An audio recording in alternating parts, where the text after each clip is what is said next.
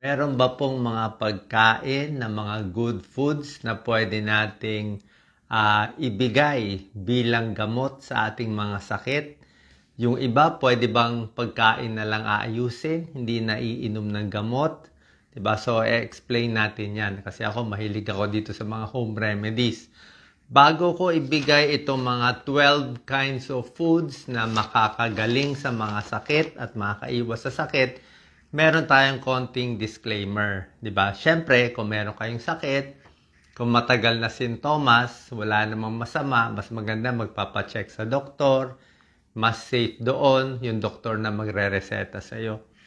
Pero, meron din namang mga pagkakataon, may mga possibilities na gumaling ka sa sakit gamit lang ang pagkain at lifestyle change. Maraming sakit pwede. Magbibigay ako ng example. Sino pwedeng pagkain lang gagawin niya para gumaling siya? O ganito Kung ang mga sakit mo ay mild lang. Okay, mild lang. Palagyan natin yung high blood mo, konting high blood lang, 145/90.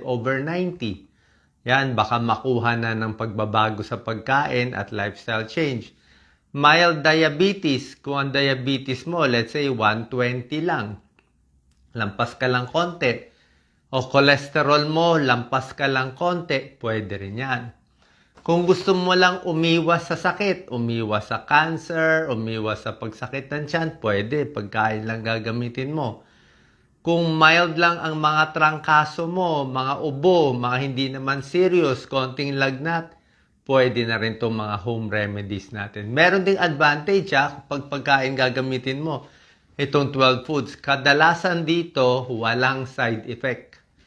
Sigurado ka wala kang side effect dito, 'di ba? Sa gamot minsan may side effect ka pa, 'di ba? At usually mas mahal pa yung gamot. O tingnan natin 12 kinds of foods na nakakagaling sa sakit. Actually marami to, ito lang yung favorite ko. Number 1, oatmeal. Okay? So marami diyan pag mataas ang cholesterol, okay? Hindi makadumi o nagpapapayat, pwedeng oatmeal ka sa umaga. May pag-aaral yung oatmeal, isang tasa ang oatmeal araw-araw, bababa yung cholesterol mo ng mga 20 points. Mga ganon, 20 to 30 points. Kaya pag ang cholesterol mo 220, tapos kumain ka oatmeal araw-araw, pwede bumaba 220, magiging 200, magiging normal ka. Ang oatmeal kasi may soluble fiber, may complex carbohydrates. Basta healthy lang yung oatmeal mo. Pwede mo lagyan konting saging, konting strawberry para mas healthy. Number 2, pwedeng makagaling sa mga mild na sakit lang. Sabi ko, mga mild lang bawang. Di ba? Marami gumagamit ng bawang. Ang bawang meron siyang component na allicin. Itong allicin component, pinapaluwag niya yung mga ugat. Pinapaganda niya yung daloy ng dugo. So, sa blood pressure, maibababa niya konti lang. Siguro mga 3 to 4 millimeters mercury. Mga 3 points lang or 4 points. Sabihin, pag ang BP mo 145/90, yung konting-konti, walang sintomas, subukan mo bawang. Damihan mo, mag-garlic chicken ka, mag-garlic cholesterol. Mataas cholesterol mo, kumain ng bawang, pwede rin mababa konti. Okay, maganda rin pang daloy ng dugo. Pero ito lang ang problema lang sa garlic, mas maganda konting luto lang o medyo hilaw. Pag sunog na yung bawang, wala nang epekto. Ngayon, pag hilaw na bawang, mas maganda, mas mabisa hilaw na bawang. Gaano karaming bawang? Ang recommended, mga siguro 1-2 butil. Mga 2 butil. Alam niyo yung butil, di ba? Yung maliit ba? Hindi yung 10 bawang.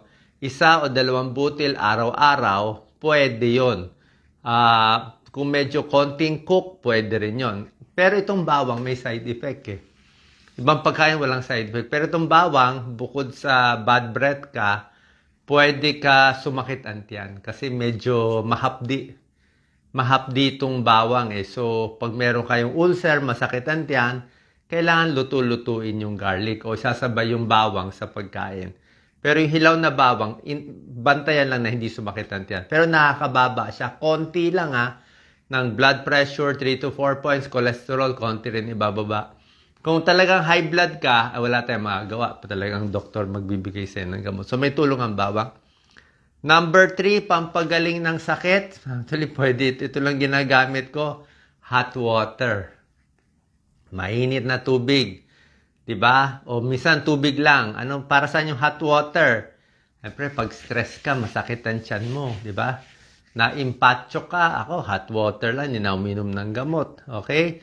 Hindi matunawan. Hot water lang. Diba? May PMS. Yung mga babae, masakit ang regla. Diba? Hot water lang. Okay? Masakit ang puson. Hot water. At maraming tubig, maraganda rin, isasama ko na rin yung maligamgam na tubig, pwede yan sa UTI. Kung may infection ka sa ihi, basta yung infection mo, konti lang. Kung mild lang ang UTI ng babae, inuman mo 2 basong tubig, medyo maligamgam, pwede na mahugasan yung mga bakterya. Okay, minsan kahit walang antibiotic, gumagaling. Kung mild lang ang UTI. Kidney stones, di ba? Mga may bato sa bato, tubig lang talaga, mga 10 baso hanggang 12 basong tubig, 3 liters to 4 liters in a day kung may kidney stone. Pampaganda ng balat, di ba? O yung mga nagdadry yung balat, kailangan mo rin tubig, di ba? Mga dehydrated, nilalagnat, mataas ang lagnat, kailangan mo maraming tubig. Kasi sabi ko nga, pag nilalagnat isang tao, uminom ka maligamgam ng tubig sa 2 baso, pag ihi mo, bababa yung lagnat mo. So, hot water lang, ginagamit ko yan, pamparelax, pampatulog, basta masakit ang tiyan ko. Yung mga may irritable bowel, hot water lang ako. Hindi ko na ginagamot yung mga ganyan. Kasi yung gamot may side effect pa eh. Anong iinumin mo? Yung mga iwas hilab, nako. Yung mga gamot sa irritable bowel, sinubukan ko noon, hindi maganda. Mas maganda to, walang side effect, tubig eh. Number 4, na pagkain, pwede makagaling sa sakit, luya, ginger, salabat. Ang salabat, basta malabnaw lang yung salabat, meron siyang anti-inflammatory compounds, meron siyang tinatawag na gingerol at shogol. Yun ang pinaka-component niya. Pwede rin yan sa mahapdi ang tiyan. Okay? Na parang makulo ang tiyan. Parang may kabag. Pwede rin yan. Ginger. Yung may sakit-sakit sa katawan. Yung mga kasukasuan. Pwede rin yan sa labat. Siyempre, sa labat, alam nyo naman, sa boses yan. Di ba? Sore throat, sa labat talaga. Laryngitis, namamaos, mga singer, sa labat talaga ginagamit. So, ginger, maganda rin. Sa hilo-hilo, pwede rin to. Luya. Yung mga ibang hilo-hilo, okay din. So, oatmeal, garlic, hot water, water, and ginger, number 4. Number 5, favorite ko to. Saging. Okay?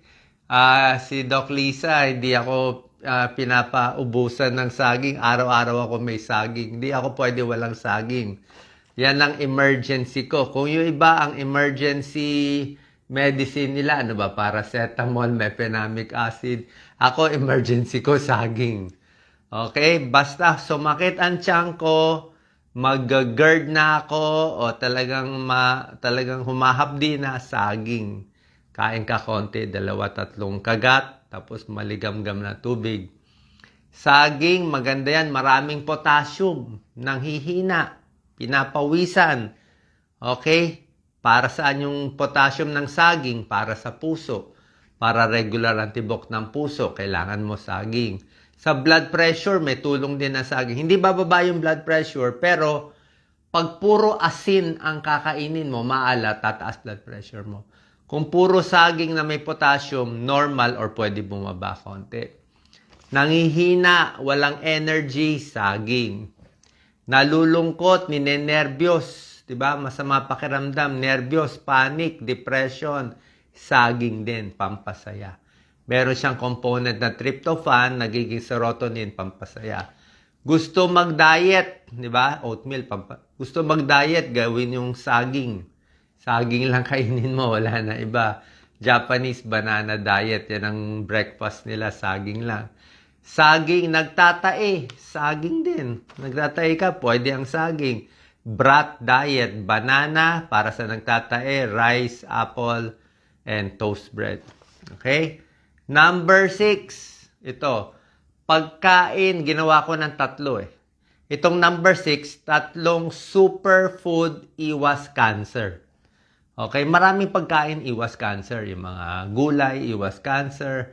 Pero itong 3, ito talaga yung superfood na may pag-aaral. May medical studies na makakaiwas sa cancer. Kung mahal itong iba, pwede tayo maghanap ng mura. Pero ito kasi yung pag-aaral eh. Ito yung meron sa study. Okay, ano itong 3 superfood? Number 1 dito, yung mga berries eh. Berry. Sa ibang bansa may blueberry. Sa atin may strawberry. Okay, ang strawberry, anti-cancer siya, pwede na rin. Pero ang sa berry, ang pinakamalakas sa lahat yung blueberry. Kaya pag mga overseas workers sa abroad kayo, baka merong mga mura dyan na blueberry, mga bansang may blueberry, kumain kayong marami niyan. Iwas cancer yan, pampahaba ng buhay. Blueberry, sa atin strawberry, pwede na. Sa Baguio meron na. Antioxidant at hindi ganun katamis. Huwag mo nalagyan ng kahit anong asukal, blueberry lang at strawberry. So, yan yung number 6 natin, anti-cancer. 3 tong mga anti-cancer. Pangalawa dito sa number 6 ko, carrots. Carrots talaga. Pero yung carrots, meron palang sikreto dito. Chinek ko yung pag-aaral. Mas maganda pala yung carrot juice. Diba? Hugasan lang yung carrots. Diba? Tinatanggal lang yung mga dumi-dumi sa labas. Hugasan maigi. Pag ginawang juice, hilaw na carrot na ginawang juice, yun ang anti-cancer. Yung carrot juice. Pero pag yung carrot ay niluto na, pag niluto mo na yung carrot, medyo nababawasan yung benefit niya. Okay? So, sa abroad, yung may carrot juice, mas maganda. Kung luto siguro, half-cook lang yung carrot. Kasi pag niluto mo, nawawala eh. Parang garlic, pag niluto mo, nawawala. So, medyo hilaw-hilaw dapat. Anong mga cancer may iwasan nitong blueberry, carrot, at yung pangatlo pa, superfood talaga to. Superfood, broccoli. Kaya ang mahal-mahal ng broccoli, grabe. Kung wala tayong broccoli at hindi kaya ang presyo, kasi 200 plus isang maliit, baka 300 na ngayon, cauliflower na lang. Cauliflower. So, ang cauliflower, para siyang broccoli, may sulforaphane, pero yung cauliflower, mas mahinang klase sa broccoli ang benefit. Pero pwede na rin, pangalawa siya. Parang strawberry, mas mahina konti sa blueberry, pero pwede na rin. Kaya kung strawberry, cauliflower, pwede na yan. Carrots, yan 3, pinakamalakas. Makakaiwas sa cancer, sigurado yan. At yung may sakit na, pero kung may sakit na, syempre mahirap na eh. Kung nandun na yung cancer, nandun na. Pero kung iiwas lang, iwas breast cancer, lung cancer, cancer sa colon, leukemia, lahat ito may pag-aaral. Ito talaga mabisa. Sa Amerika ito pinag-aralan. Okay? Blueberry, carrot, broccoli, cauliflower, strawberry. Number 7, pampagaling ng sakit sa mga may trangkaso. Ang dami may trangkaso ngayon. May kumakalat na trangkaso na naman ngayon. Flu remedy, o bigyan ko na kayong combination ng foods, di ba? Siyempre, flu, siyempre, dapat maraming tubig. Sinabi ko, di ba? Maraming tubig para bumabay lagnat. Tapos, kailangan mo vitamin C, di ba? Imbis na uminom ka ng vitamin C tablet, para sa akin, makukuha mo naman yung vitamin C tablet sa mga prutas eh. Dalandan, di ba? Mura dalandan sa atin. Dalandan, suha, pongkam, orange, di ba? Lahat to. Basta maasim-asim, citrus fruits. Isang dalandan, isang prutas nito, kompleto ka na sa vitamin C. So yan, yung mga maaasim natin. Pineapple, pwede rin. Suha, pwede rin. Dalandan, pongkam, orange. Citrus fruits, para mabilis gumaling sa mga trangkaso. Ano pa? Pag may trangkaso, number 7 to, chicken soup. Manok. Okay? Chicken soup, higupin yung sabaw, yung init ng sabaw, pampaluwag ng sipon, pampaluwag ng plema. Ang chicken, meron siyang amino acid. Nababawasan yung plema. Okay? Nababawasan ng plema. So, maganda chicken soup. Kung may sore throat kayo, ito hindi to kinakain, pero hot water with salt, 'di ba? Konting asin, mumug asin, tubig, yan, pampaluwag din ng sore throat. Yun lang ang ginagamot ko eh. Flu remedy na yan. Okay? Number 8, pagkain gamot sa anemic. Ang daming Pilipino sa atin, anemic. 'Di ba? Sa Pilipinas, ang daming anemic. Bata, buntis, daming anemic. Pag anemic, alam nyo naman, number 1 natin sa anemia, 'di ba? Atay. Lagi niluluto ni Doc Lisa. Liver, maraming iron. Okay? So, yan talaga malakas magbigay ng dugo. Pampapulan ng dugo, liver. Kasi nga yung animal iron, mabilis ma-absorb ng katawan, magiging iron agad. Pwede rin green leafy vegetables. Pero ang green leafy vegetables, yung iron ng gulay, mas mahina. Pero pwede rin naman. So, green leafy vegetables, liver, pang anemia. Number 9, food, nakakagaling sa maraming sakit. Totoo yung kasabihan, an apple a day keeps the doctor away. Pwede mansanas. Itong dalawa lang talaga eh. Saging, mansanas, yan ang top 2. Kumbaga sa artista, sila yung top 2 na pinakasikat forever eh. Kasi yung mansanas talaga, marami siya talagang benefits. Ano benefits ng mansanas? Siyempre, may vitamin C, may fiber siya, at maraming pag-aaral yung mansanas nakakababa ng diabetes, mansanas, nakakababa ng cholesterol, mansanas, nakakabawas sa ilang cancer, mansanas, nakakapang-diet din ang mansanas. Pero isa pang maganda sa mansanas, sa libo-libong prutas na ginawa ng Diyos, ang pwede lang sa diabetic. Ang pwede mo lang talagang ibigay sa mga diabetic ay mansanas. Kasi siya lang yung mababa talaga sa glycemic index eh. Yung ibang prutas, medyo ingat ang diabetes. Yung grapes, ingat sa diabetes. Mangga, nako, lumayo kayo sa mangga pag diabetes. Pinya, nako, ang tamis din. Pakwan, ingat din sa diabetes. Lahat ng mga juice, iwas. Kaya pag diabetic, okay ang prutas, pero matamis siya. Yun na yun. Kahit nga saging saging medyo, yung glycemic index niya, medium na. Pwede pa rin naman sa diabetes, pero hindi ganun karami. Pero ang apple, pwede yan sa diabetes. Kaya marami talagang benefit yung apple. Lalo na yung balat niya, yung fiber. So, for diabetes, cholesterol, para sa puso, para sa cancer, pang diet, an apple a day, tunay po yan. Keeps the doctor away. Number 10 out of 12, mga fatty fish. Okay, mga isda, mga tamban, hasa-hasa, pwede na bangus, pwede tuna, siyempre, pero sa pag-aaral, pinakamaganda, siyempre, mga salmon. Pero mahal yan eh. Basta yung mga fatty fish natin, pwede yan. Tuna, tamban, hasa-hasa. Mataas sa omega-3 fatty acids. Itong isda talaga, di ba? Merong mga fish oil eh. Ito yung fish oil. Tilapia, pwede na rin. Okay, hindi masama ang tilapia. Mahilig ako sa tilapia. Pero sa ranking, syempre, mas sikat ang mga salmon. Pero tilapia, mura lang eh. Pwede na yon. So, may omega-3 fatty acids. Anong ginagawa ng omega-3 itong mga isda? Bawas sakit sa puso. May irregular heartbeat, may palpitasyon. Maganda tong mga isdang to. May omega-3.